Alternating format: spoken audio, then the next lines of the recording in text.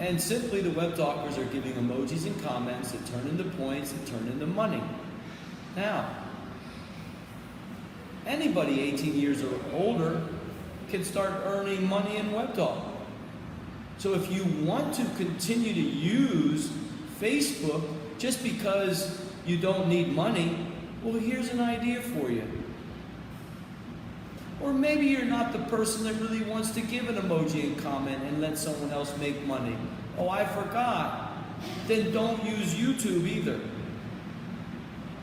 Because YouTube is the same idea. It's just Webtalk makes it easier to earn money right in the beginning. Do you know how many Webtalkers are making money in Webtalk now? And they can use that money to give to their favorite charities now? Do you know how many? Thousands!